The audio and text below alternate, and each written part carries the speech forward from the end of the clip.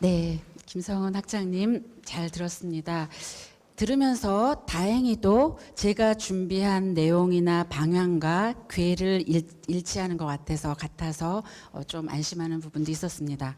상명대학교 교양교육의 교육성과 및 향후 발전 방향, 창의적 혁신인재 교육 SM인 키움 플러스를 중심으로 마련했습니다. 일단 저희가 생각하는 창의 교양교육의 개요의 필요성, 저희 상명대학교의 핵심 역량 교양교육 개요, 그리고 나서 SM인 키움 플러스의 실제적 내용을 설명 올리고 향후 발전 방향에 대해서 말씀드리도록 하겠습니다. 많은 의견이 있겠지만 역시 현대 사회에 있어서 교양교육에서 모색해야 되는 실질적인 어떤 능력을 좀 선별해 보면 제일 먼저 지식통합 연결 능력, 앞에서도 말씀해 주셨지만 사회와 융화, 소통할 수 있는 능력이 대단히 중요하다고 생각합니다. 문제 설정 및 해결 능력, 아이디어 산출 능력, 정보 선별 능력, 폭넓은 주제와 내용을 익히고 윤리적 소양과 다양한 시각을 확보하여 제가 가장 중요하다고 생각하는 것은 자신의 삶을 성찰하는 것이 교양교육에서 무척 중요합니다. 많은 분들이 같은 얘기를 많이 해주시고 계시는데 저도 이렇게 정리해봤고요. 창의성 교육은 교양교육 본질적 목표에 부합한다는 것을 확인해 보았습니다.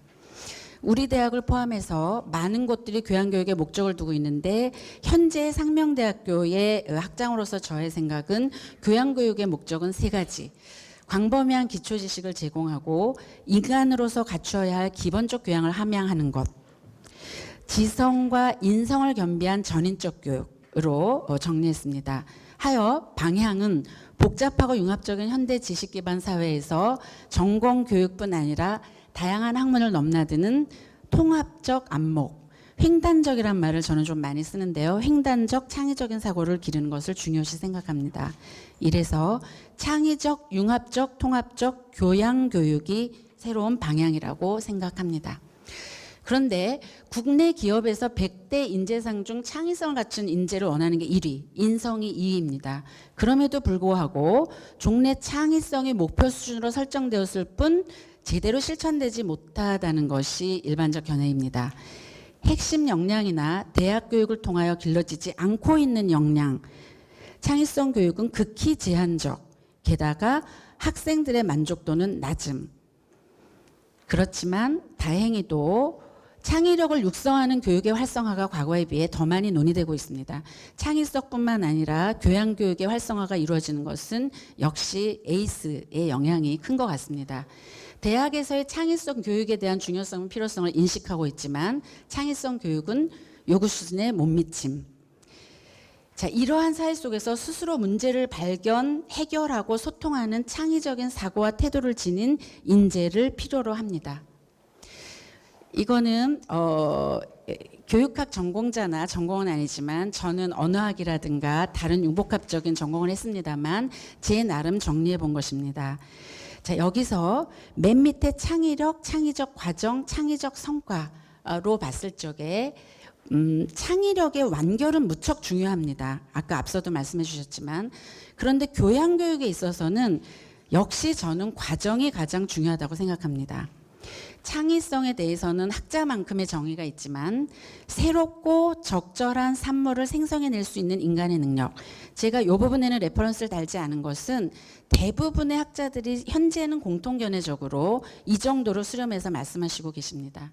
그래서 상명대학교에서는 창의성은 결과 산출보다 새롭고 유용한 과정의 핵심이라는 것, 새로운 사고와 융통성을 통합적으로 보는 창의력을 아우르는 능력, 본질 자체가 인간 내면적 동인의 형성이며 자기교육력을 획득하는 과정, 즉 굉장한 발명을 한다든가 창업을 한다든가 머리가 좋은 창의 인재가 무엇을 이루는 것이 아니라 개개인이 갖고 있는 잠재성이나 삶의 통찰력을 가장 많이 끌어낼 수 있는 사고력의 교육, 과정의 교육이 가장 중요하다고 생각을 했습니다. 그래서 저희 대학의 에이스하고의 연관을 좀 말씀 올리겠습니다.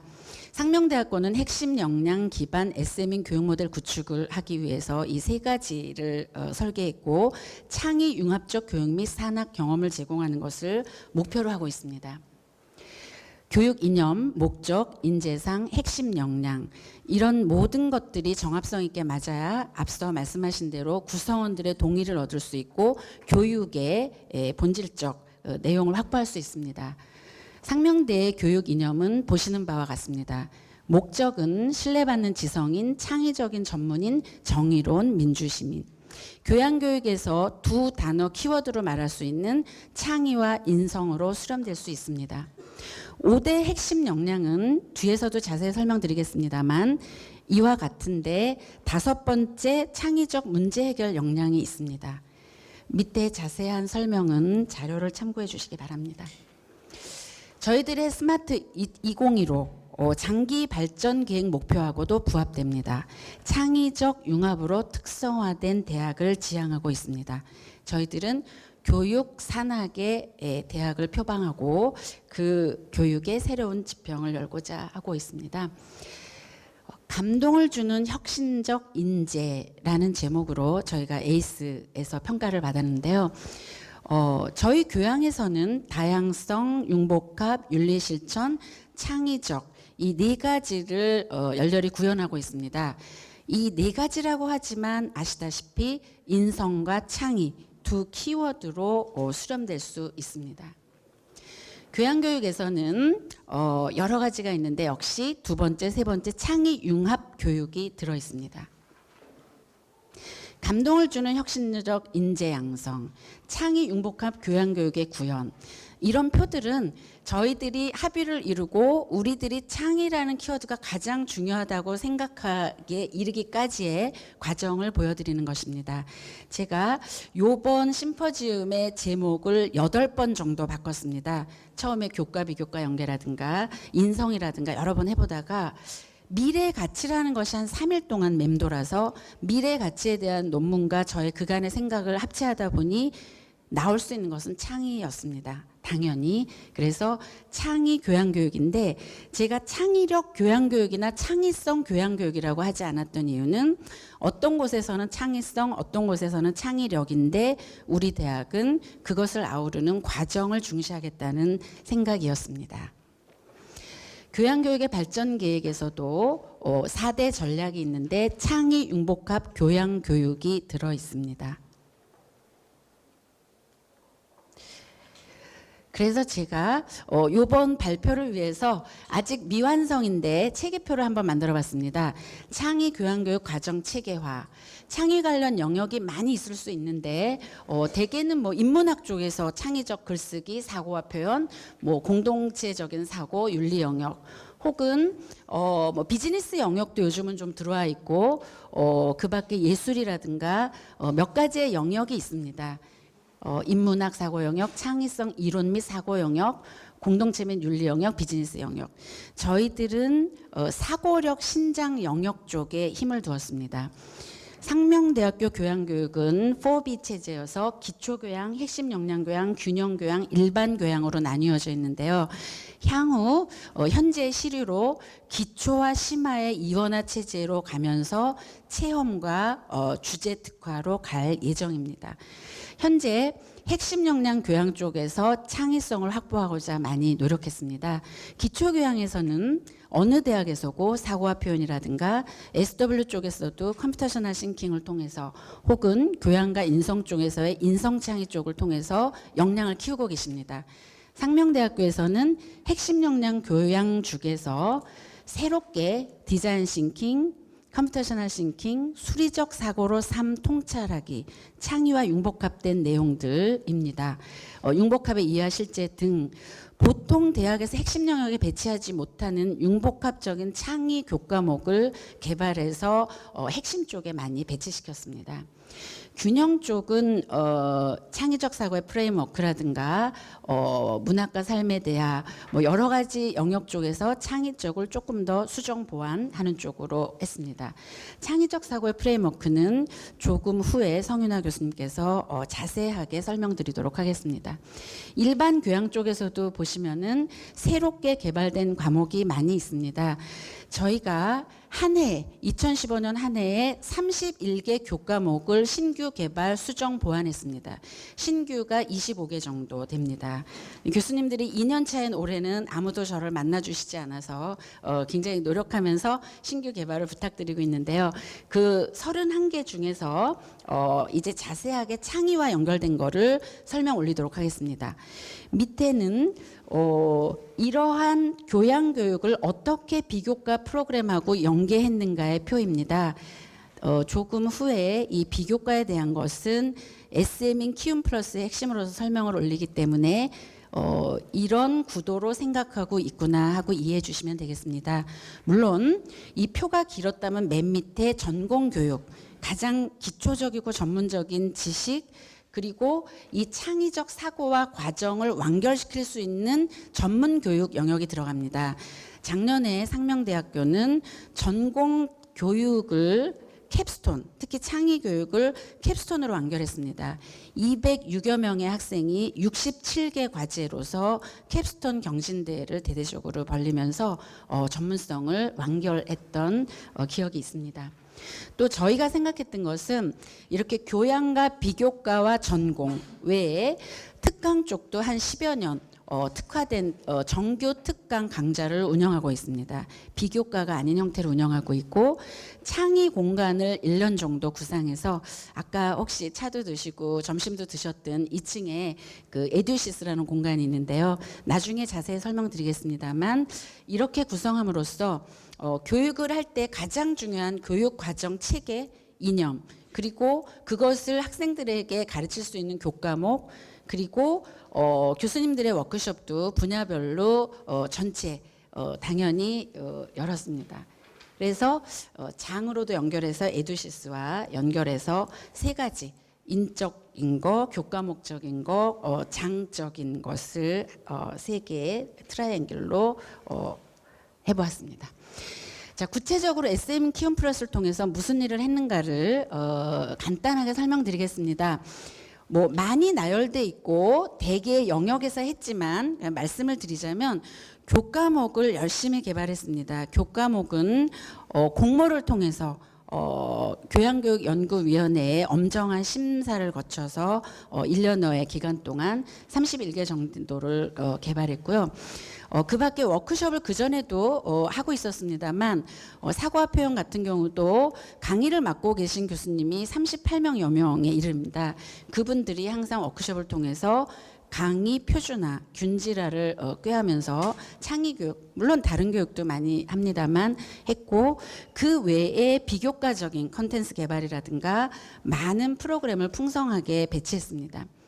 인프라 개선에도 노력해서 체험 학상 공간이라든가 강의실 개조, 보수, 학생들, 교수님들의 교수법을 구현할 수 있는 그런 방들을 마련했습니다.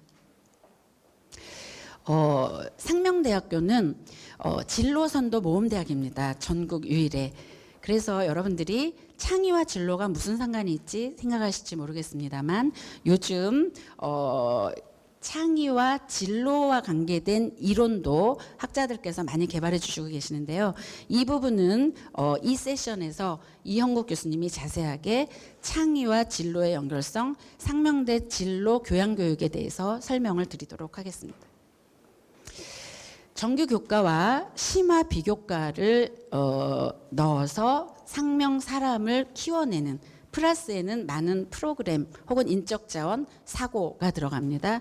교양교육을 구현합니다. 그래서 예를 들면 의사소통 키움 캠프를 하면 창의 역량 리더십 키움 플러스, 인성 키움 플러스 이런 식으로 키움 플러스를 해갑니다. 세 번째 창의 융복합 특강 및 멘토링을 하면 창의 역량 키움, 융복합 역량 키움, 다양성 역량 키움, 글로벌 마인드 키움 이런 식으로 키움을 해나갑니다. 시간 관계상 좀 빠르게 간단하게 설명을 드리겠습니다. 저희들이 의사소통 능력 키움 캠프를 2년여에 걸쳐서 지금 하고 있는데요. 예선을 거치고 55명에서 60여 명의 학생을 데리고 대천 상명수련원으로 출발합니다. 그 전에 오리엔테이션, 예선, 본선, 멘토링을 거치고 그곳에 가서도 한 8명, 10명의 교수님들이 조를 짜서 시상 대회 형식으로 하는데요. 한마디로 몰입 집체 교육입니다. 키우고자 하는 역량은 의사소통 역량과 리더십 역량입니다. 창의 인성이죠, 결국은. 주제는 창의, 나눔, 배려, 미래라는 것으로 슈스케처럼 공모전화해서 하고 있는데 그 학생들이 대천 앞바다에 나가보는 학생이 2명밖에 없을 정도로 밤새워 다시 준비해서 굉장히 열띤 좋은 결과물을 내고 있고 오늘 3시부터 학생들의 성과대회가 바로 1층에서 진행되고 있는데요. 의사소통에서 좋은 성과를 냈던 학생들도 오늘 발표를 합니다. 이 발표는 영어, 아랍어, 한국어 여러 의사소통 능력을 보이기도 하고요. 리더십을 신장하는 많은 활동을 합니다. 외부의 창의 중요 아주 좀 유명하시고 학생들을 잘 이끌어줄 수 있는 멘토들의 특강을 구성하고 여러 가지 활동을 넣어서 학생들이 이 캠프를 갔다 오면 저희들이 그 블로그를 열고 있는데요. 블로그도 열고 여러 형태의 그 커뮤니티를 형성하고 있는데 또 가고 싶어요. 그립습니다. 여기 와서 또 함께들 만나고 하는 지식 공동체를 이루고 있습니다. 강화 클리닉은 1000여 명 정도에게 시행을 하고 있습니다. 영어와 사과 표현이라든가 이런 과목인데요. 가장 중요한 것은 1대1 클리닉을 통해서 글쓰기 스킬이 아니고 어떤 사고 과정을 통해서 어떤 창의적 생각으로 이런 글을 썼고 이렇게 나아가고자 하는가 자아 주체성을 키워가는 그러한 클리닉입니다. 에세이 경진대회에도 인문학, 과학, 외국어 분야 창의적 발상을 가장 중요하게 생각합니다. 693명이 참가해서 예선과 본선 3차에 걸쳐서 우수자 48명을 선발 시상해서 오늘 이 학생들도 위에서 발표를 해줍니다. 교과 연계를 하는 게 특징이고요. 이 에세이 경진대회를 통해서 정규 교과에서도 굉장히 계기성을 주고 활성화를 시키는 장점이 있습니다. 일일이 이 구조라든가 특장점을 설명 올리고 싶지만 간단하게 설명드리도록 하겠습니다. 자, 저희들의 가장 특장점은 CDP가 있는데 이거는 이따가 2세션에서 나오기 때문에 아주 간단하게 설명을 드리겠습니다. 비전 교육이나 진로 교육이 요즘은 굉장히 중요시되고 있는데 상명대는 상명대의 CDP를 특화시켰습니다. 그래서 학생들이 1학년에 들어오면 어댑션 과정에서 교양과 인성을 통해서 어떻게 비전 설정을 하고 대학생을 해야 되는가를 생각해보고 2학년이 되면 커리어 스타트라든가 이러한 모든 사고 기반의 교육을 통해서 자신의 나아갈 바를 생각하고 업과정의 3학년 때는 실제적인 핵심 과목이나 여러 가지 체험 교육들을 하고 4학년이 되면 이제 인턴으로도 나가고 실제적으로 특화할 수 있는 구성을 하는데 학생 맞춤 로드맵을 해줘서 경력이죠. 그냥 간단하게 취업을 생각하는 것이 아니라 생애 전반에 걸쳐서의 삶의 방향을 생각하게 하는 CDP 교육을 하고 있습니다. 특강 및 멘토링에서는 여러분들이 잘 아시는 다음 소프트의 송길령이라든가 고산, 그 외에 김영세 교수라든가 박범신 좀 요즘 문제 있었습니다만 오셔서 여러 가지 좋은 특강을 해주시고 멘토링을 해주십니다. 학생들은 굉장히 열띠게 얘기를 듣고 많은 토론을 하게 됩니다. 창의 교과목을 개발한 것 중에 일단 6개 정도만 간단하게 설명을 드리겠습니다. 리버럴 아츠로 배우는 융복합, 컴퓨테이셔널 싱킹, 창의적 사고의 프레임워크, 수리적 사고로 삶 통찰하기, 디자인 싱킹, 융복합의 이해와 실제. 자, 1년도, 15년도에 6개의 창의 교과목을 집중적으로 개발했습니다. 리버럴 아츠로 배우는 융복합은 리버럴 아츠를 그 자체를 가르치는 것이 아니라 리버럴 아츠라는 영역이 물론 있습니다만 아마 연세대에서 리버럴 아츠 비전과 연계돼서 수능생들에게 물어보고 교육하는 것 외에는 리버럴 아츠라는 것을 표방한 교과목은 전국에서 처음 제가 구상했는데요. 이 과정 속에서 리버럴 아츠 교육이 제너럴 에듀케이션과 함께 얼마나 중요한지를 학생들에게도 인지시키고 그 역사성과 필요성 그리고 그 인문, 자연, 예술, 정보 여러 분야의 융복합성 에 대해서 리버럴 아트적인 접근법으로서 학생들에게 제공합니다. 그래서 학생들은 각 분야의 전문가의 특강을 듣기도 하고 자신의 삶과 연결된 리버럴 아트를 구현하는 방식의 수업으로 진행하고 있습니다. 이 CT 교육은 제 다음에 나정은 교수님이 우리나라에서는 CT 교육의 선두주자인데요. 그 CT 교육과 궤를 같이 하고 있습니다. 기초교육에서의 CT하고 좀 다르게 핵심 영역에서의 본격적 CT입니다. 소프트웨어 필수 쪽에서도 CT와 약간의 코딩, 알고리즘을 섞었습니다만 이 경우는 핵심 쪽 CT를 말씀드립니다. 디자인 싱킹 과목. 저희 대학의 경영대 쪽이나 ICT 학생들이 이 교과목을 통해서 실제 창업에 대한 생각을 한다라든가 사고의 틀을 배우는데 많은 도움이 됩니다. 창의적 사고의 프레임워크는 성윤아 선생님이 아주 자세하게 구조를 설명해 드리겠습니다. 수리적 사고로 삶 통찰하기는 지금 이 자리에 와 계시는데요. 저희 문과대의 전 문건배 학장님을 제가 삼고초려하여 이러한 과목을 개발해 주십시오 하고 부탁을 올렸습니다. 교수님께서 20년간 생각하신 내용들을 정말 주옥같이 엮어주셨는데요. 수리적 사고로 삶 통찰하기는 아직까지는 학생들은 무척 어려워하고 있는 것 같아서 약간의 안타까움이 있습니다만 수학자로서의 그 깊은 견해로서 학생들의 인생 삶과 연결해서 풀어주셨습니다. 융복합의 이해와 실제는 저희들이 사이버 수업으로 하고 있는데 조금 더 토론을 하면서 실제적인 오프라인의 수업을 원해서 저희들이 구성해 봤습니다. 자료에는 넣지 않았는데 융복합의 이해와 실제 강의서입니다. 학습 개요는 융복합이란 이러이러하고 그러기에 소집단 프로젝트 등을 통하여 이러이러한 역량을 키우겠다 해서 핵심 역량 중에서도 여러 가지를 키우고 있습니다.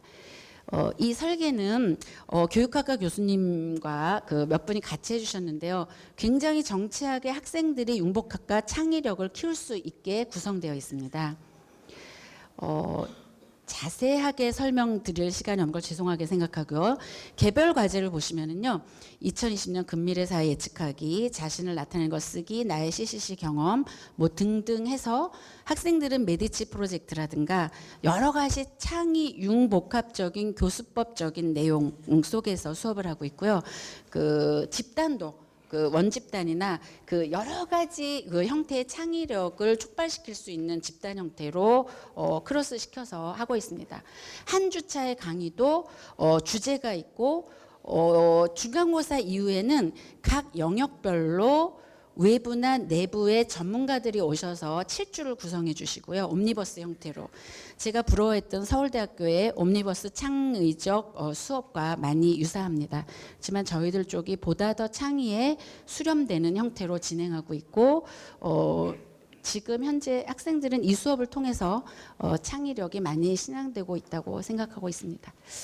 자세하게 설명을 드리고 싶습니다만 이렇게 구조를 짜서 아주 자세하게 활동은 어떻게 하고 있고 초청 강요는 누가 하고 그래서 이것을 실제 체화 실험하는 것은 어떤 이론에서 하는가를 말씀드리고자 해서 넣어보았습니다. 이러한 강의는 지금 아까 보셨던 에듀시스라는 공간에서 이루어집니다.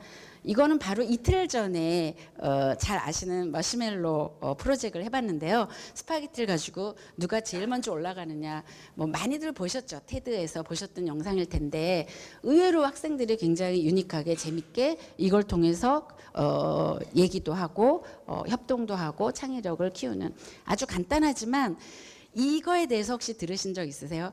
그 테드에서 보시면요. 여러 집단에게 이거를 시켰는데 교수나 정치가 집단은 하위였고요. 유치원생이 1위였습니다. 그래서 저희들도 학생들에게 그것이 시사하는 바는 제로에서 생각하자 하는 방향으로 좀 생각했고요. 교수자의 전문성이 무척 중요하기 때문에 대상 과목은 다음과 같고 교수자 워크숍을 시행합니다. 표준 강의 계획서 및 운영 매뉴얼은 교양의 각 교과목 전체에 대해서 시행했습니다. 운영 매뉴얼이고 물론 책임 교수제를 도입해서 책임 교수 하에 진행을 하고 있습니다. 에듀시스, 에듀케이션 오아시스를 구축했는데요. 인간 중심 사고에 기반한 창의와 협력을 이끄는 다목적 학생 중심형 신개념 공간입니다. 당연히 멀티적인 여러 장비가 들어가 있지만 보통 공학적인 그리고 공학 캡스톤, 스탠퍼드 폼이나 카이스트 폼인 공간과의 차별화는 어디까지나 인문적이고 교양적인 공간입니다. 힐링 공간이기도 하고 학생들이 이 공간에 들어오면 뭔가 즐겁고 조금은 설렐 수 있는 공간으로 구현하고자 했습니다. 그래서 여러 목적으로 쓰이고 있습니다. 갖가지 창의적 강의, 그리고 다른 남은 시간은 에듀타임이라고 해서 학생들이 이 공간에서 책도 읽고 대화도 하고 할 수 있는 시간, 그리고 여러 가지 리버럴 아트적 소양을 키울 수 있는 공간으로 활용하고 있습니다. 그 밖의 형태는 생략하겠습니다. 자, 향후 발전 방향입니다. 마무리하도록 하겠습니다. 창의 교양교육에 대해서 우리 상명대학교는 많은 고민을 했습니다. 그래서 지금 현재는 저는 가장 중요한 것은 자아실현적 창의성 개념을 토대로 자아실현 잠재성을 발휘할 수 있도록 접근하는 것을 가장 중요하게 생각합니다. 그래서 과정, 사고력, 싱킹 쪽을 많이 배치시켰습니다. 전공교양 비교과를 통합해서 유기적으로 교육체제를 구축하고자 하고 중장기 로드맵을 구축하겠습니다. 학습법 개발, 교재 개발은 필수입니다.